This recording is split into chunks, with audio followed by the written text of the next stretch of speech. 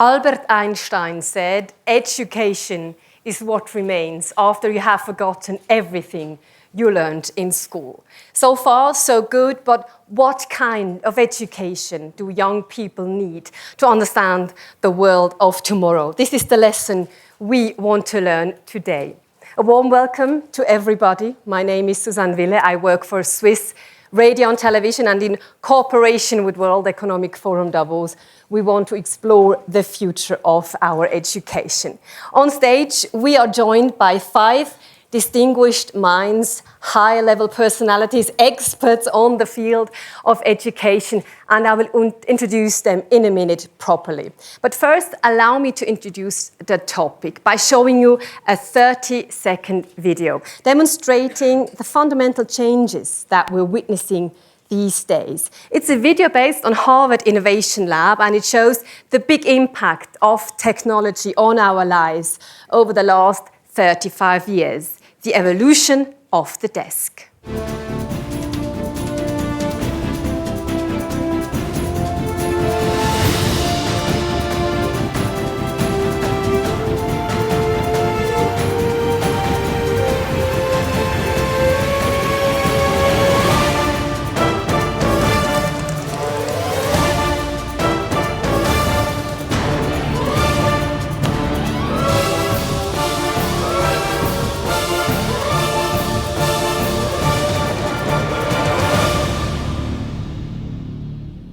Well, that shows us our world is becoming more global, more connected, is moving faster, it's becoming more digitized.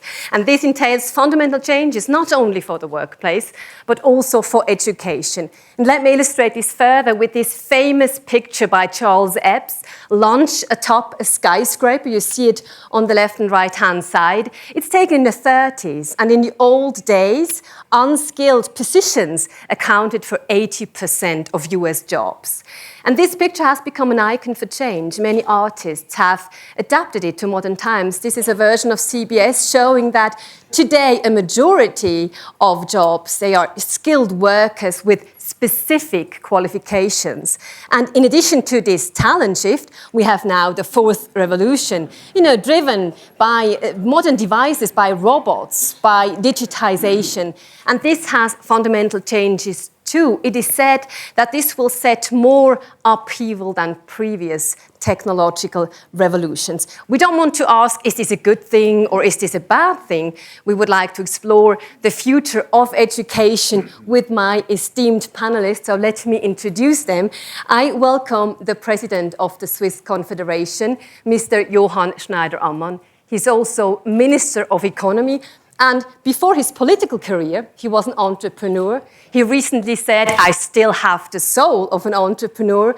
So he will talk about the aims and values of education, not only from a government's perspective, but also he knows what the economy needs. I welcome the lady on our panel. Hello, Mr. Professor Angie Hobbs. She's joining us from Sheffield University. She's a professor of the public understanding of philosophy.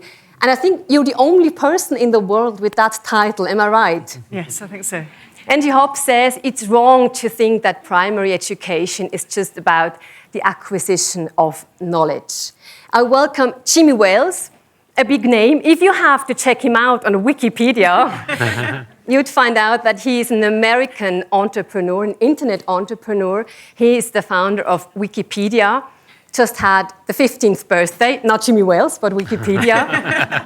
It's one of the most important internet sites so far, free, open access, online encyclopedia. I also think it stands for the disruptive force in the digital age. I also welcome Gordon Brown. You remember him as Prime Minister of Great Britain 2007 to 2010. Today, he works for the United Nations as a special envoy for education, thus trying hard to build the global schoolhouse and fighting hard for this. And last but not least, we welcome Alain Dehaze. He is the new Chief Executive Officer of Adecco Group. It's the world's largest employment services company. He's got a broad experience in the staffing sector. He was a regional head of France, regional head of Northern Europe, so he knows the market's need. Let me begin with a key question. If this were a classroom, if you had to give a lecture in front of a classroom about the impact of the fourth revolution on our education, which would be the most memorable key messages students shall take home? Mr. Johann Schneider-Ammann. Thank you very much, ladies and gentlemen. We need two achievements. We need skills and we need values, we need personalities. And my first lesson to this classroom would probably be about what is a value, what is a personality, and we would philosophize all together about such kind of needs in all the phases of our lives behind and before. That's completely independent of all about technology and technique. Let's remember that point, how we get the right personalities. Angie Hobbs, which would be your key message? I want to see more, you won't be surprised to hear, I want to see more philosophy both in primary and secondary education, not just as an examined subject, but even more as an unexamined subject. I believe that some training in asking the right kinds of questions, in analysing concepts, in thinking outside the box. I believe philosophy will give children the kind of mental agility, rigour, clarity of thinking that's going to be crucial in the changing times ahead. And I believe it will help us as a race, as a human race, think through issues to do with flourishing and what it is to live a flourishing life, which are going to be crucial if we're going to have to consume less, maybe be less wealthy, in all the kind of changes that are going to come. We need to put education and all these other technological developments in a bigger framework of the ethics and politics of flourishing.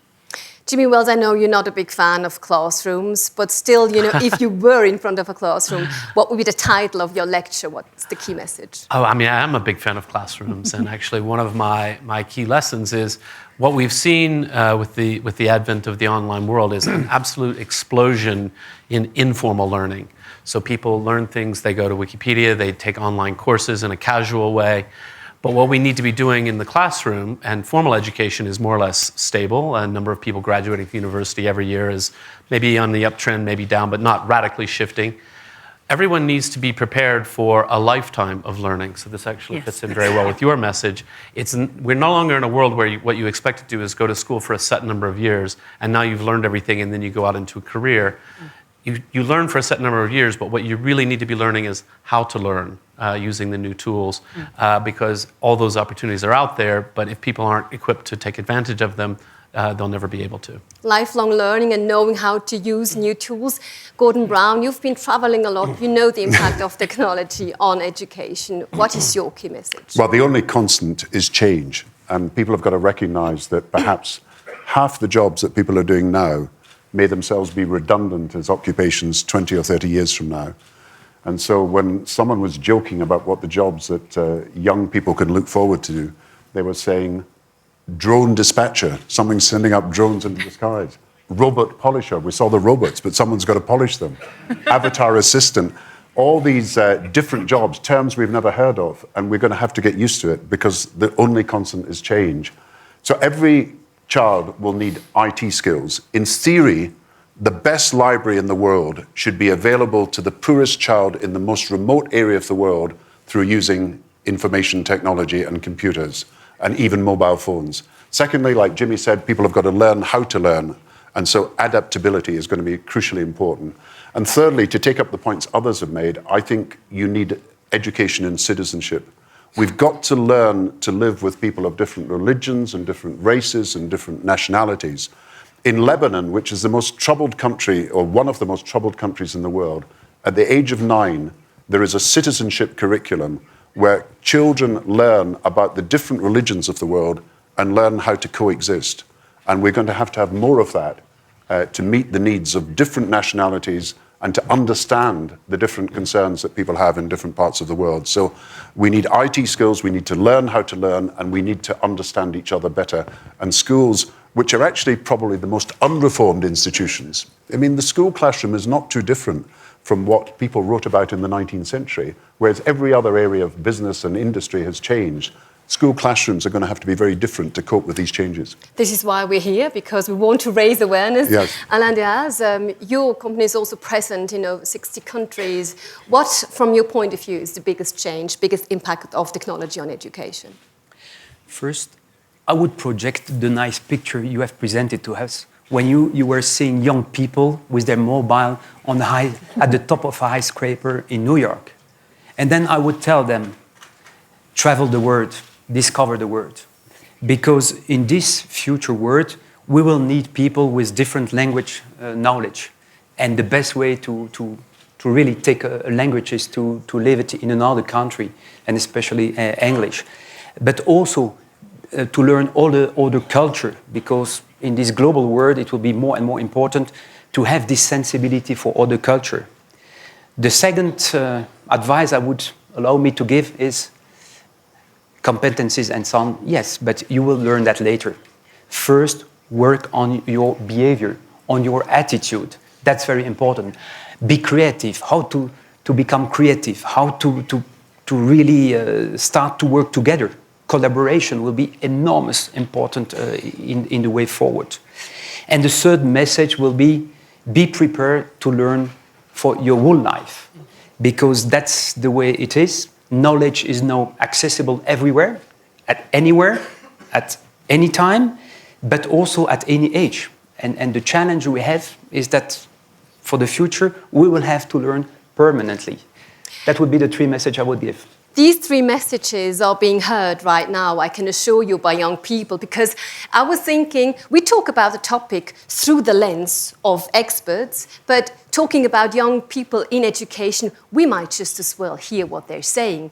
So I ask our correspondents to go to Shanghai, to Hong Kong, to Core, to Berlin, to Washington, just to ask the students, what are your worries? What is your biggest message to you here on the panel? So we are being watched here by the most critical and most important audience of all. Let's start with a vocational training college in Switzerland, Core, and also with a student of economy in Shanghai. Let's see what they've got to say.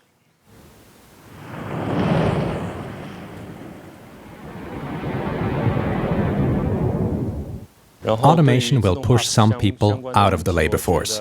It will affect the low-end, cheap labor force, but for the high-end labor force like us, there will actually be more opportunities, such as jobs like designing robots and automation. So this will split up the labor force, and people with higher education will profit. 其实这是一种劳动力的分化，还有更高端的那种进化吧，我觉得。 Will digitalization have a positive or negative effect on the future economy? Will the work of multimedia specialists be replaced by machines in the future? Well, Gordon Brown, you mentioned it, the drone dispatches and so forth. But there's a worry about young people. Will we be replaced by machines? What do you tell them? I think in every generation there's a worry that because technological change is happening, that jobs will inevitably be less than they are now. I think it's possible that you can create more jobs, but people are doing different things. And clearly, as the economy becomes more prosperous, there are more jobs in the service sector. I don't agree that all low-paid jobs are going to be under pressure, because jobs where there is a personal service involved, where there's a one-to-one contact, people who are carers and helpers and nursery assistants and so on, these jobs are going to continue to grow. But it is true to say we're going to have a divide unless we do something about it, a polarization between rewarding very little those people who are in relatively low-skilled jobs and rewarding perhaps in a way that is sometimes excessive people at the very top. And I think the danger is we become a world where people are aware of the gap between the opportunities that they want and desire and see other people have and the actual opportunities that in practice they get. So we have got to be aware that we've got to do something about this potential polarization, this divide, this dichotomy within the labour force and therefore within society between people who do very well but people who are also suffering, and in particular, of course, in poorer countries where there is still massive poverty that we've got to do something about. Exactly. But there's these current figures that are quite disturbing, saying that millions of jobs will be destroyed in the future and only some percentage will be created by new technologies. And people in education, they think, will I have a job in the future, Mr. Johan Schneiderman? I had a meeting with Swiss entrepreneurs earlier this morning, and we discussed exactly this topic. We discussed how do we manage to keep the unemployment rate down? In other words, how do we manage to offer to almost everybody a perspective, which means a job, which means an apprenticeship? And we came to the conclusion in saying what we have to do is to invest into the young people, basic knowledges, basic skills, personality aspects, as I already mentioned, which means reliability. But do we do it? We do it. And in this tiny country, Switzerland, we do it in particular. We invest into our young people. 2 out of 3 young Swiss go through a professional vocational education. In a high cost, in a high salary country, but we manage to offer them the chance and they get the basic knowledges and the basic capabilities and the basic personality elements so to be prepared for whatever technology change in the future. And that's, in my understanding, the basic and the most important. Automation will come up, digitalization as well.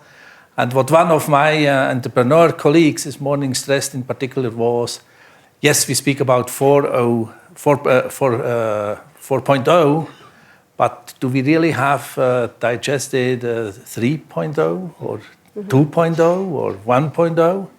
And don't follow simply the 4.0 wave and changing all the systems. You have to make sure that the young people, in particular, the young people, are prepared for all stages, and the stages are not consequentially, they are in parallel as well. But Timmy Wales, basic investment is the most crucial. Apart from basic investment, we all agree on the fact that new jobs have to be created while other jobs are being destroyed. However, looking at the data, for example, in the United States, the country of your origin, the number of startups has decreased. So are you sure that in the future, the young people in education will have enough jobs? What must happen that will be the place? Well, I mean, I think it's a crucial goal of education. To make sure that young people are prepared for the future. And given the dynamism of modern economies, that has to mean something more than job training, because job training can get obsolete very quickly. And it goes back to my original message, which is learning how to learn, making sure that we have people who are coming out of school who are adaptable to new conditions, who are as well trained as possible in the basics, which will always be valuable. So, reading, writing, and mathematics and these kinds of things. And I'm confident, this idea that technology is going to put everyone out of work has been a very popular idea for at least 150 years. And it never seems to happen. So at one level, we can be quite confident. Of course, there will be jobs. Human beings are around. They'll always want to do new things, different things. But we also can't discount that kind of change, that dynamic change, when it happens very quickly, can leave people pretty well stranded. If your only training has been for a type of profession which is on the way out, then you've got a real problem. So if the only thing that you know how to do professionally is to be a very good driver of a car, and you're working as a taxi driver or something like this, driverless cars are going to have an enormous impact on your future career. And we need to think about that well in advance to make sure that people have alternative things to do. And what can this young student, for example, from the vocational school in Chur, who says, will my job be replaced by machine, what can he do in concrete terms not to be afraid during his education? I mean, I think the key is, the advice to young people is, don't think of your future career in a too narrow sense, because you don't know what's going to happen to lots of different professions. And therefore, you need to get a broad, good quality education in many different areas so that you are adaptable and creative going forward. And new opportunities, exciting opportunities. Generally, the jobs that we get rid of first are the ones that they aren't that fun anyway. And instead, something more creative and interesting and more human comes up. Professor Angie Hobbs, he said that one must become creative, one must be able to adapt. How can philosophy help here? Because Stephen Hawking, for example, he says philosophy is dead. Today it's all about science. Yes, well, he only asks questions about efficient and material causes. There are all the questions about formal and final causes, which he doesn't try to address. There's plenty for philosophy left to do. Well, as we've talked about training your mind so that you can analyse arguments, ask questions, and so on. And of course, there is that formal training, but also it's about putting content into children's minds so that they can extend the imaginative range of possible lives. So it's not just about a training in technique, so that is vital, but it's about, through philosophy, through reading literature, through traveling the world, through meeting lots of people, it's about extending your imaginative range of possibilities. But that sounds so easy. It sounds so easy. How do you do this in concrete terms? Well, one of the ways, there are a lot of tools, one of the ways is through studying the great philosophers, the great novelists, and so on. And this is where the web is absolutely fantastic. The web has been fantastic for philosophy. And can you give us a concrete example for one young student who is in education and is afraid of his future in education? How can philosophy help him? It will not give him a job, will it? If people follow my advice, there's going to be a lot more philosophy teachers needed. There are always going to be, I hope, people to supervise and design the automation, to work out what we need it for, what we don't need it for. Again, I come back to this question. We're not just talking about education for jobs. We're talking about education for people to live rounded, flourishing lives, both individually and communally. And in that, yes, that they're going to need to adapt to different kinds of work and have the imagination and the mental training to do that. But also, it is possible that we will have more part-time work in the future. It is possible. There are all sorts of scenarios on the table. So if you just train children to work, not just one job, but even just for work, then you're training them for unhappiness. You need to train children to live a rich, flourishing life. And that is where, amongst many other subjects, philosophy can play a really important role. We're not just creating kind of contributors to, GDP or whatever. But Mr. De Hayes, you've got to find people working. You've got to associate clients with people who work. And you work in 5,000 different branches, I believe. If someone comes and says, I know how to live a happy, flourishing life, I'm sure this is not enough to get a job with Adecco. So you know the needs of the market. What will be the workplace of tomorrow like?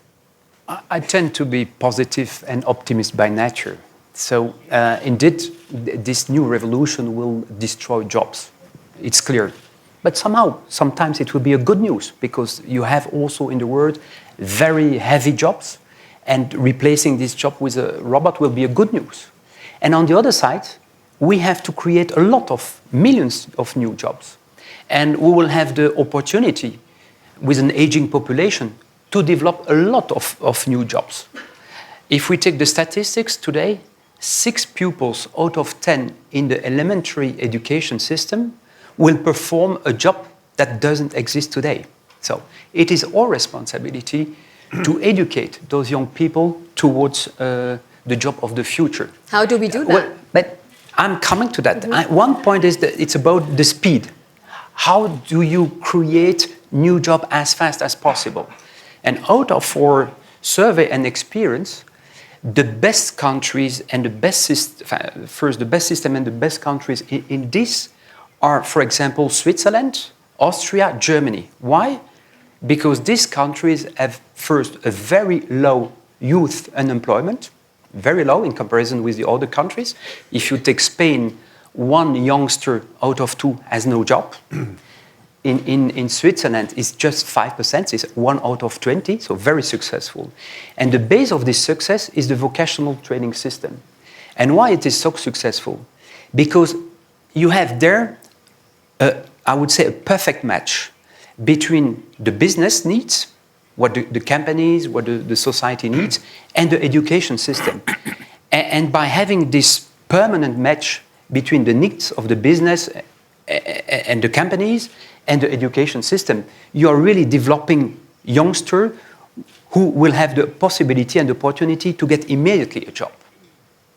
Okay, so the dual vocational system as a role model for other countries. Absolutely. And yet we have, the problem that many students or many children in the world don't even have access to primary education. So will there be a gap that will widen? As, the student from Shanghai said, there will be a split in the workforce, Gordon Brown? I would say to young people today that there is a shortage, and going to be a shortage for many years to come, of highly skilled jobs.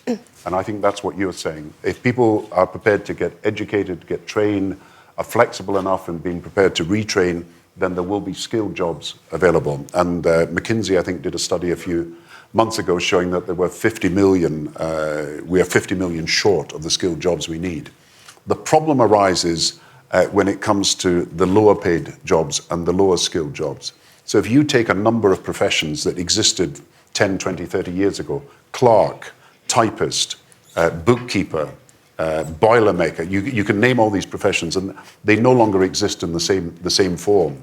If you take someone who's a radiologist at the moment, that work is being split into discrete functions, some of it computerized and digitalized, some of it actually becoming an unskilled or semi-skilled job where we think of a radiologist as doing a very skilled job. And so the danger is that some of the jobs that we have at the moment will be de-skilled, they will be changed, and lower skilled people will be doing them, and they will be paid badly. And while we need large numbers of carers for young people and for older people, so in my view, there is not a shortage of work that's needing to be done. The real danger to me is not the shortage of jobs. The real danger, as I think, seeking to explain, is that in different parts of the world, people are going to be paid so little for the work they've done that there will be massive discontent resulting from that. And so we've got to do two things. We've got to give those people who don't have access to education the chance to make the most of the talents so they can get the skilled jobs. But we've also got to do something about upgrading the status of many of the jobs that I think are important, like being a carer, but are not actually valued very much at the moment by our society in terms of the money that is paid to these people. Very ambitious goals. Jimmy Wales, when you hear that we need skilled workers, and we know that dual vocational training would be one option, but also in the United States, there's only a small percentage of people actually, being in an apprenticeship. You see that new technologies, like you revolutionized the access to education via Wikipedia. Do you see that there's another new models for us to get more skilled talents than we have today? Well, yeah, I think actually, so one of the most popular types of online courses, because it's such a natural fit, has been learning new computer programming languages. So if you want to learn a new computer programming language or you want to learn to program for the first time, there's a huge wealth of materials out there, partly because it's easier for programmers to create these materials and it's what they know about to teach people. That's just one example though, but we're coming to a point where the ability to very inexpensively give people the materials they need to learn a new skill or profession online, but also coupled with classroom training, depending on exactly what it is. But the cost of that is coming down a lot, and that's really important. But again, the cost of that comes down a lot if we've got people who have been sort of generally well-educated to start with, so that they have the tools of learning, so they could say, oh, okay, well, the profession that I entered as a boilermaker, sort of the traditional way of doing it is no longer done. Now, in fact, the job, I mean, boilers still have to be made, but presumably the job involves operating machinery that is computerized and so forth. So I need to upgrade my skills in that profession. If you have no sort of proper basic education to start with, that's going to be a very hard task. If you've got a proper basic education and you understand how to learn new things, then it's a matter where this kind of vocational training can be done in a very effective way. So actually, we all know how it has to be done. But listening to young people in education, there is a big worry that there's not enough practical education. Let's hear what people tell us, people being in education. We have voices from Hong Kong telling us their worries.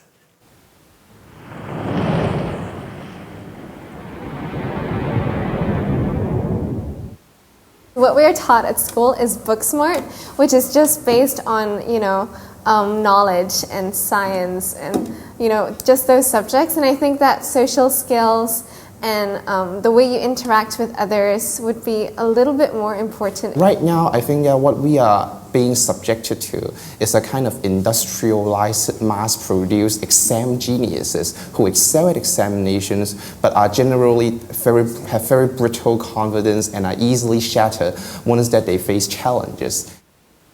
So Kelvin Hall says, we are mass-produced exam genius. Angie Hobbs, what do you say to that? Those comments really resonated with me. I mean, when Socrates said the unexamined life is not worth living, he did not mean relentless school exams from 4 years onwards churning out. And he wasn't heard, was he? I know, and he didn't mean the relentless sort of shoveling in of facts. Plato says something wonderful in the Republic. I slightly paraphrase, but he says you basically can't teach anybody anything. All you can do is turn somebody in the direction of the light. Now, that's assuming, optimistically, that the teacher has a clue where the light is. But the whole point is it's a little unfair. We don't have a teacher on the panel, The point is that education is an active internal process. It involves emotional as well as intellectual learning. It is about internal growth, and you don't just shovel facts into people. We've been talking about skills, we've been talking about trying to put things in the bigger picture. One of the most helpful things I think we can do for our young people is to help them be a little bit less scared of change and uncertainty. Uncertainty isn't always bad. It can be a force for moral growth and for intellectual creativity. It's not always terrible. Change isn't always scary.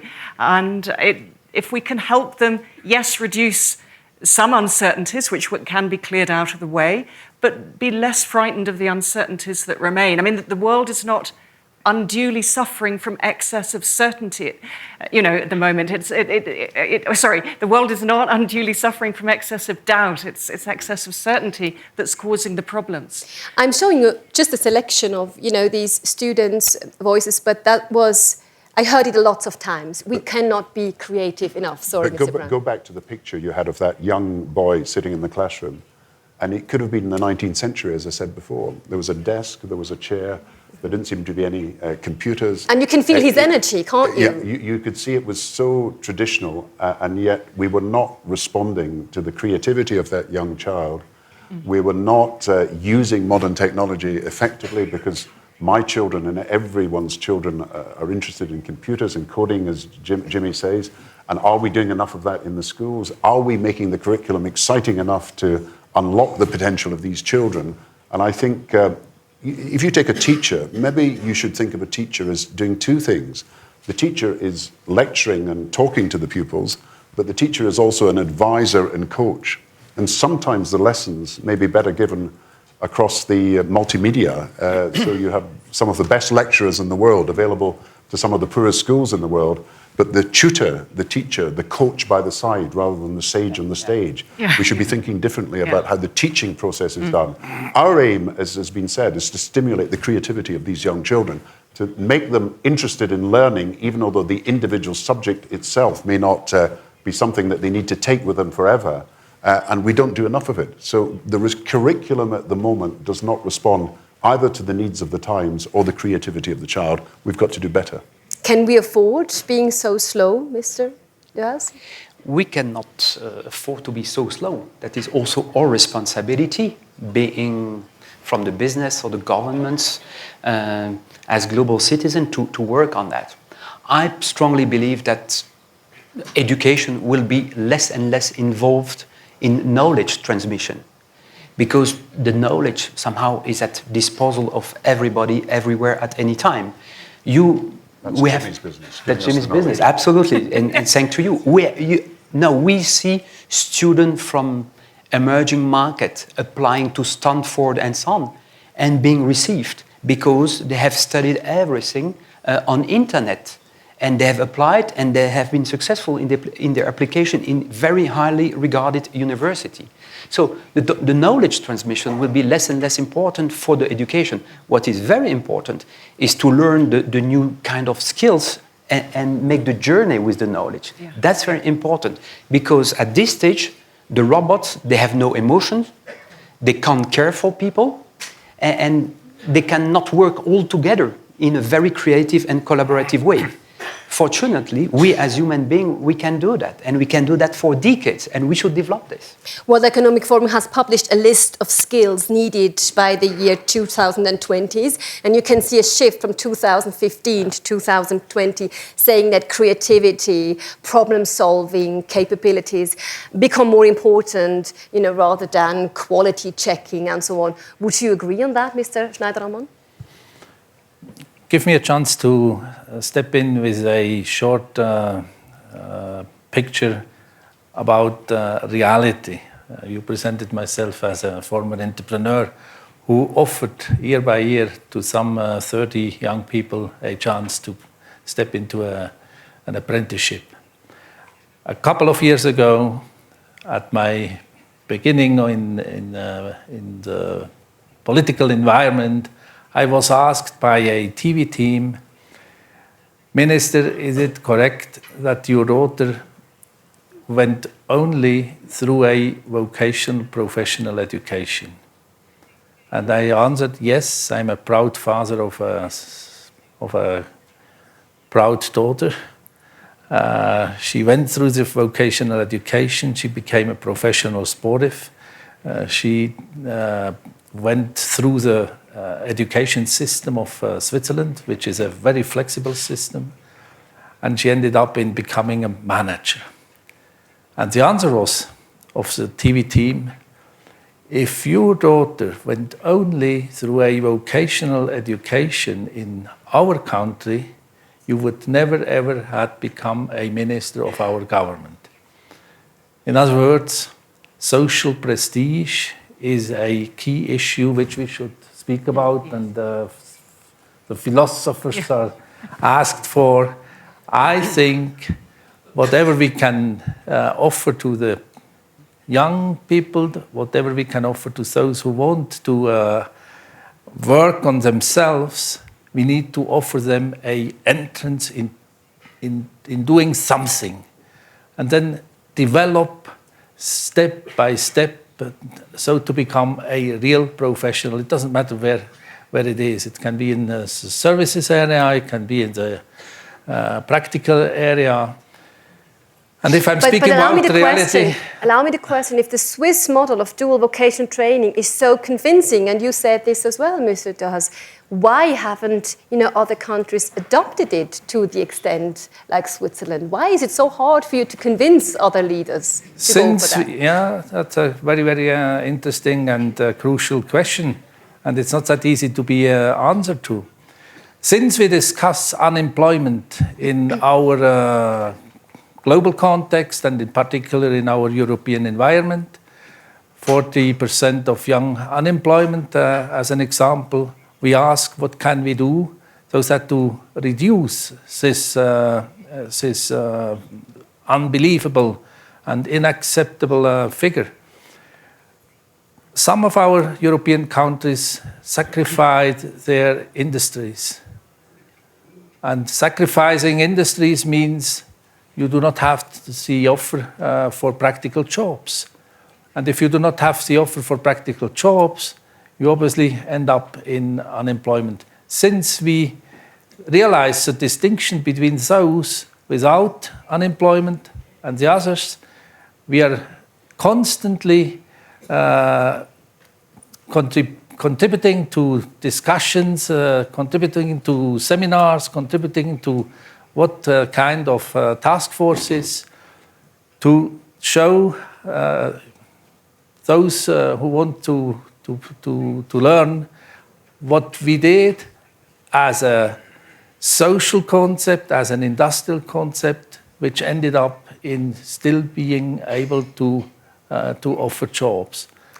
You can't, once you lost your industry, you can't re-establish a higher employment rate overnight. That's not possible. But you know, at the moment, it seems to me like wishful thinking, because looking at the current disturbing figures saying that in the OECD countries, about 39 people between the age of 16 and 29 are currently out of job or also not in education. You know, imagine this figure, and this will maybe get worse, I don't know. So let me get back to a set of tools that make young people fit for the future. Jimmy Wales, your daughter Kira is now about 14 years old, I don't know, and you schooled her at home. Is it because you have lost faith completely in a school?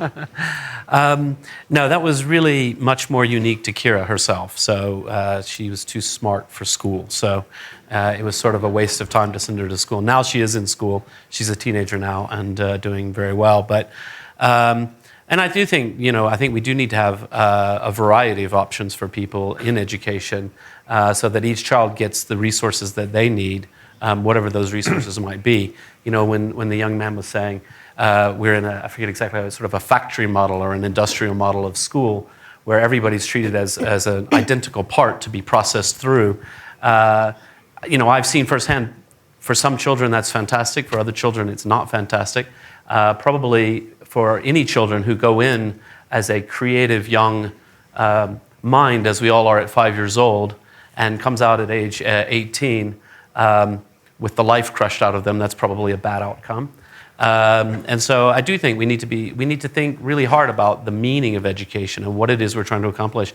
When earlier it was said, make sure that people have the ability for the new skills, but also what triggered in my mind, but we also cannot forget the old skills. So here's one of the most important human skills, is the ability to read something in the newspaper and spot a fallacious argument.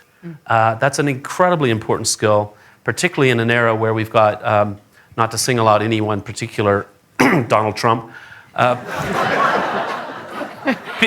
people saying things that are completely outrageous and idiotic and have absolutely no reason to them whatsoever. And you see a sad percentage of the audience who seem to say, oh, they're very emotionally, and they're not really saying, are these actually valid policy proposals that would actually solve real problems that we actually have?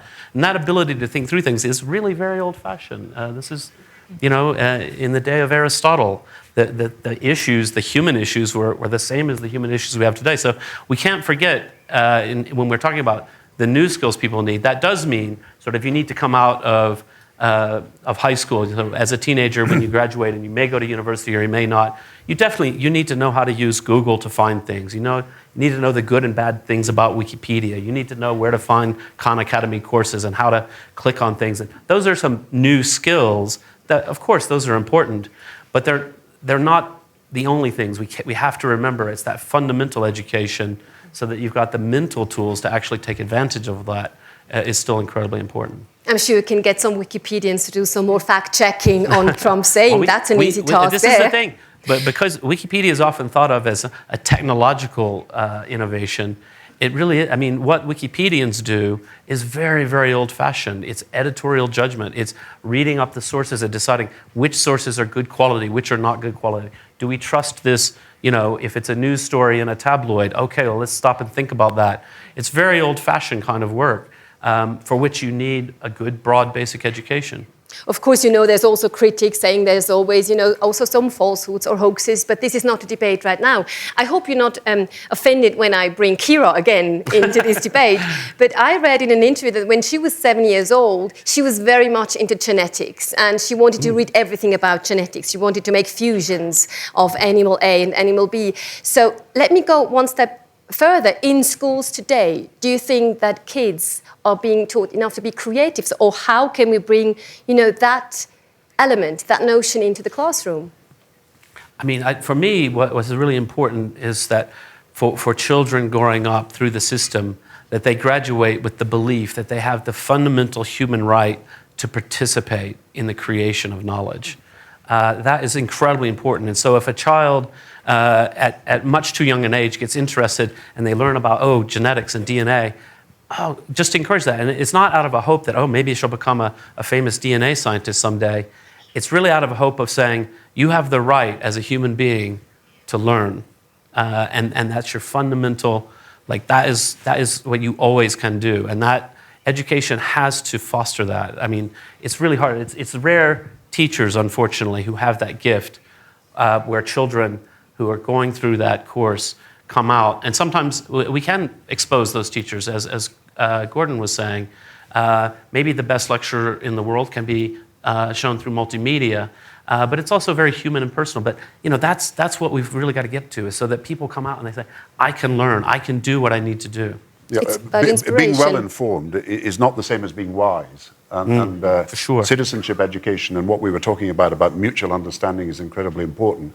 And in fairness to teachers, if you ask most people around the world who, apart from their family members, had the greatest influence on their lives, it will usually be a teacher. There are great teachers, inspirational teachers, and what I want to do is to bring out the best in teachers so that they can use their skills to give young people the sense that they should continue to learn throughout their lives.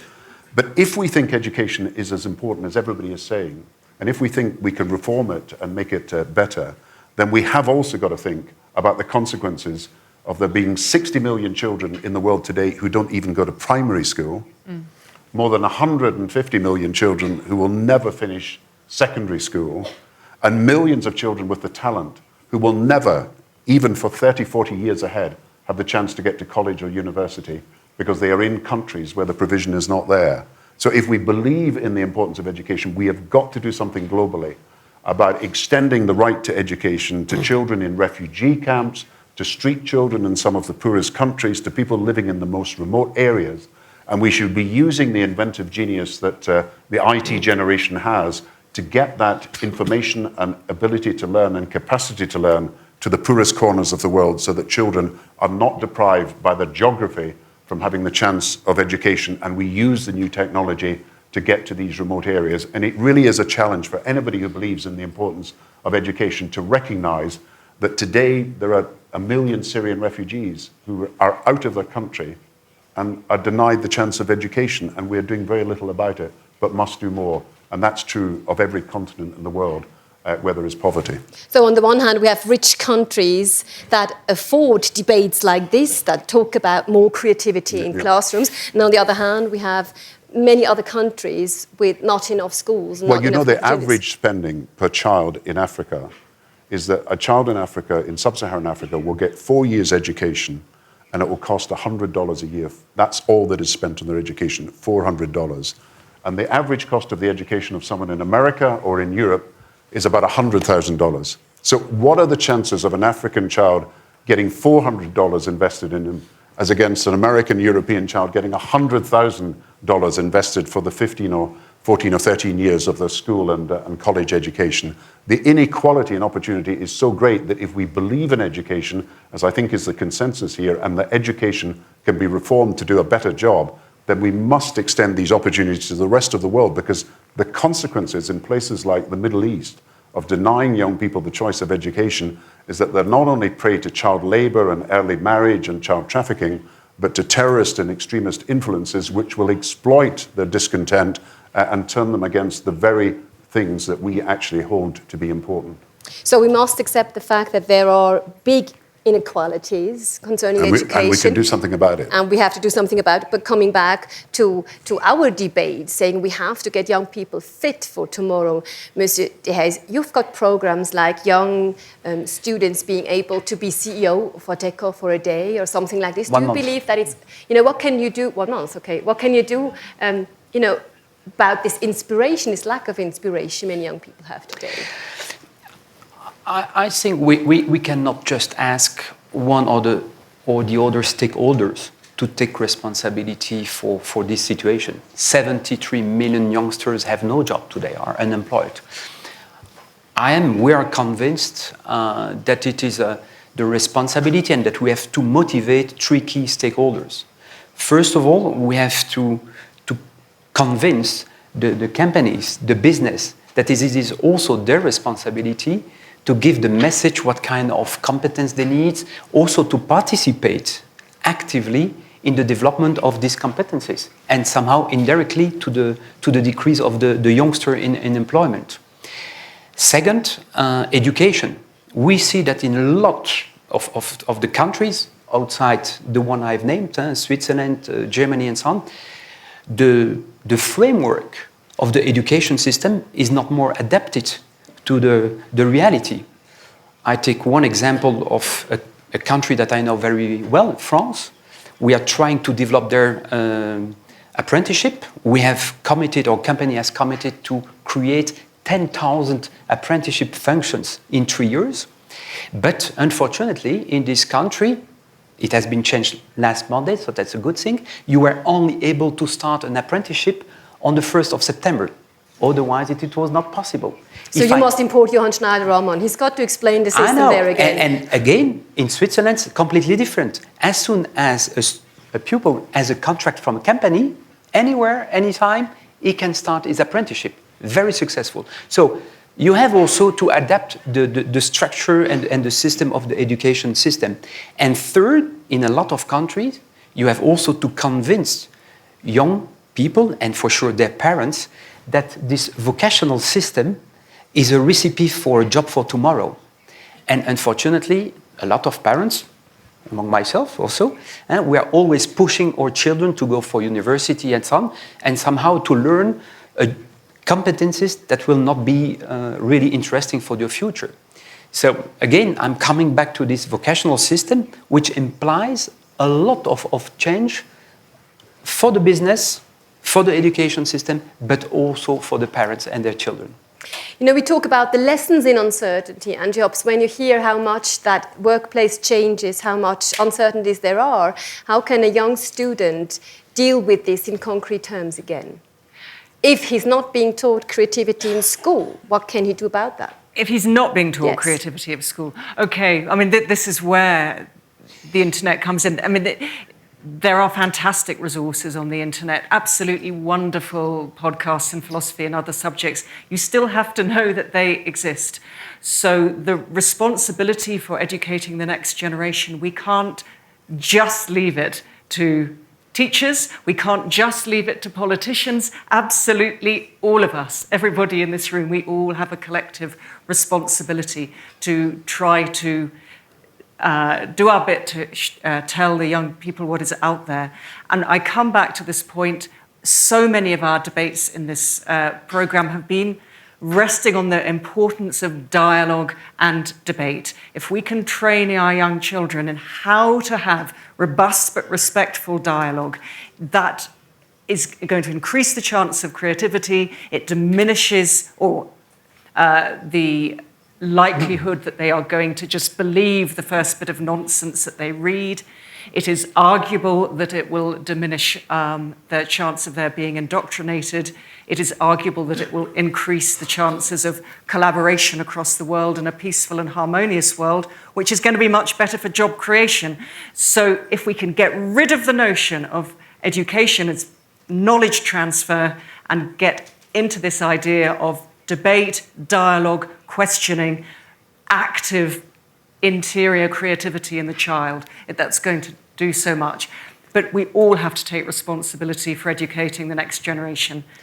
So you emphasized on the importance of soft skills. However, when I listened to all the young students sending videos to us, I became aware of the fact they need they want different subjects. Let's hear what they have to say. Students from Berlin, Germany, and also students from Arlington. This is next to Washington.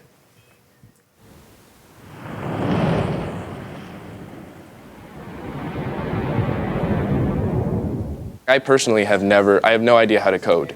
And I think that for the economy we're moving into, that should be a required course at a very low level, just so that everybody has an introduction.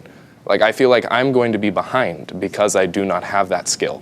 I think we need to start in elementary school and middle schools so that everyone knows how to use a computer and knows how to work with technologies.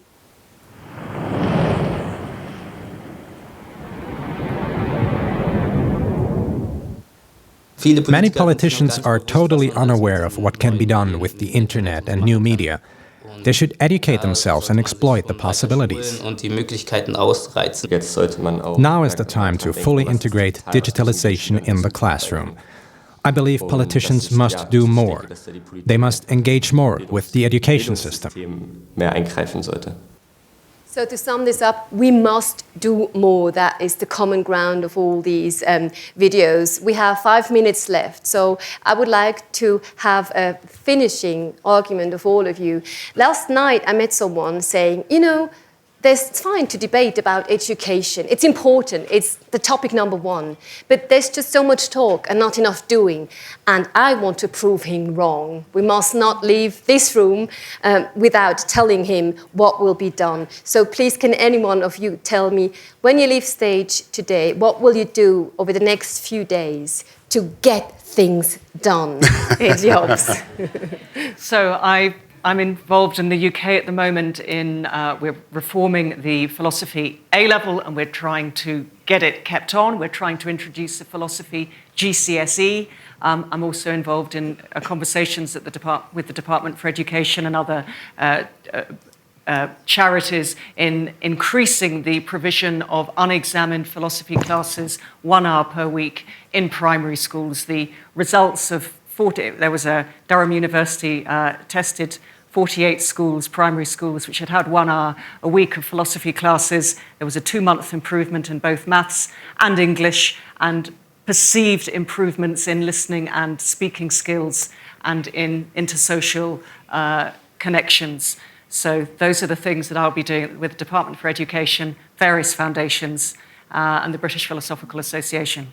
That's a concrete plan. Mr. De Hayes, what will you be doing in the next few days to implement? I have also a very concrete plan. Since last week, I've been nominated as the chairman of the Global Apprenticeship Network, which is an alliance between some institutional actor like the International Labour Organization and some global company, also some famous global Swiss company having a lot of experience in this vocational training system.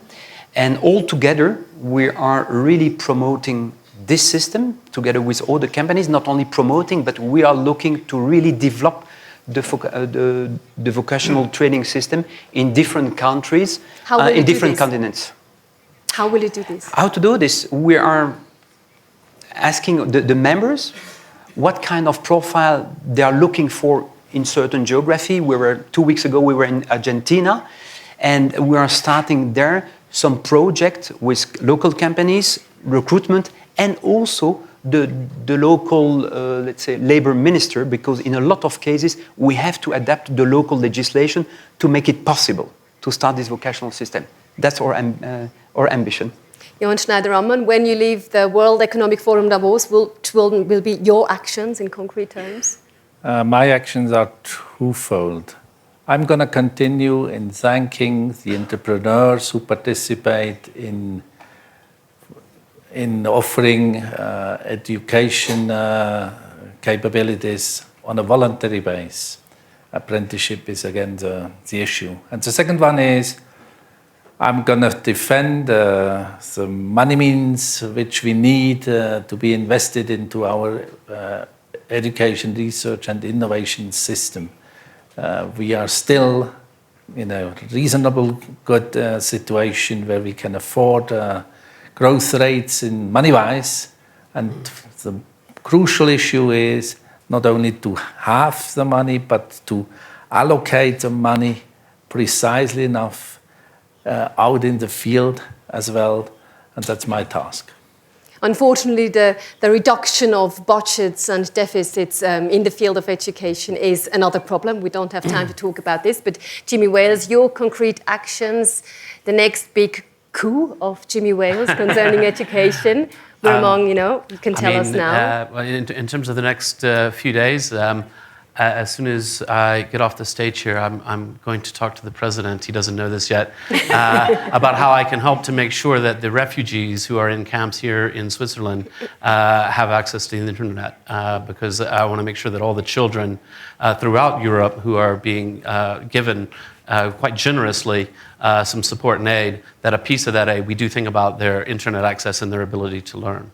Maybe we should just not shut off the cameras and go live for another hour, but that's not in my power. So Gordon Brown, your piece of action there. I'm actually following Jimmy. I'm going straight to a conference where we're announcing a plan for 1 million Syrian child refugees to be given the chance of education in Turkey, Lebanon and Jordan over the next year. And then by 2017, for every refugee child from Syria to be given the opportunity to get some schooling. And we want then to create a humanitarian fund for education in emergencies, so that for the 24 million children who are in conflict zones around the world, there is now a chance that instead of being on the streets and prey to all the dangerous influences, they would have the chance of education. But what we need to do, and I hope the audience might help me, is persuade the governments of the countries of Europe and America and other advanced nations to fund what is essentially $750 million we need to guarantee education to every child. Now, for those people worried about the exodus of people into Europe, but those also worried about terrorist influences, but also for those who understand that education, more than anything else, is what will give a young person in that region hope about the future, then we've got to do something about this crisis that is on our doorstep and we've left neglected for too long. And I'm sure young people from all over the world have heard these statements now, and they know that we have ambitious minds keen on doing things. In contrast to digitization and the fourth revolution, robots, computers, I would like to finish this session by indulging in a very, very brief poetic moment with a Chinese proverb saying, if you want to plan for a year, sow rice. If you want to plan for a decade, plant a tree. And if you want to plan for a lifetime, educate people. So I think we should all, let's do this. And thank you so much for joining us on stage here. Thank you, dear audience, for joining us on this session. And please, a warm round of applause to our esteemed panelists here in Davos.